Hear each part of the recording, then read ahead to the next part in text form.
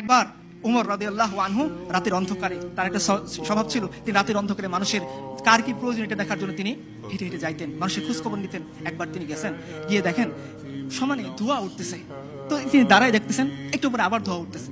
Lockdown সময় ধরে তিনি পর্যবেক্ষণ করলেন, আবার ধোঁয়া উঠতেছে। তো তিনি আস্তে আস্তে আস্তে কাছে গেলেন, গিয়ে বললেন, দেখলেন যে একজন মহিলা তার সন্তানটা পাশে বসা, সে ডেচকির ভিতরে কি যেন জাল দিচ্ছে আর ধোঁয়া উঠছে। তো বলছে, মা আপনি কোত্থেকে আসছেন, কি করতে আসছেন?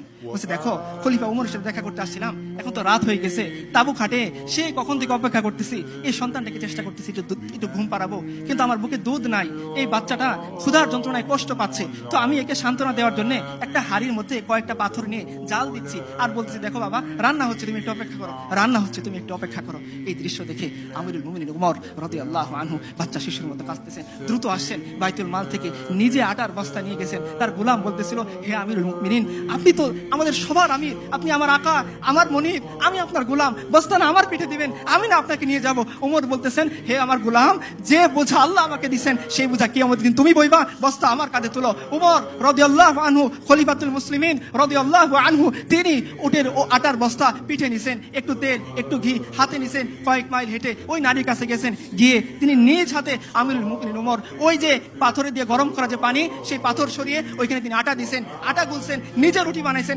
এরপর বুড়িয়াকে বলছেন, মা তুমি শেখো। এই উমর খলিফাতুল মুসলিমিন রাদিয়াল্লাহু আনহু তিনি চলে গেছেন ওই বাচ্চার কাছে, গিয়ে যে উমরকে দেখলে শয়তান রাস্তা ছেড়ে দেয়, এই উমর বাচ্চা, আমরা যেভাবে ঘোরাঘোরা খেলি পিচ্চির সাথে, এই খলিফাতুল মুসলিমিন উমর রাদিয়াল্লাহু আনহু বাচ্চা শিশুর সাথে তিনি ঘোরাঘোরা খেলতেছেন আর বলতেছেন,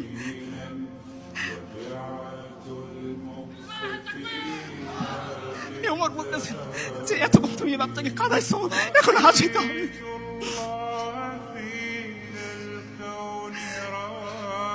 আমি এমন কোন নেতার কথা বলতেছি না যারা মানুষের ভোট ডাকাতি করে নেতা, আমি এমন নেতার কথা বলতেছি যিনি আল্লাহর কাছ থেকে জান্নাতের সার্টিফিকেট পাইছে। উনি বলতেছেন যে ওমর, যতটুকু তুমি বাচ্চাকে খাওয়াইছো এখন তোমাকে হাসিতে হবে।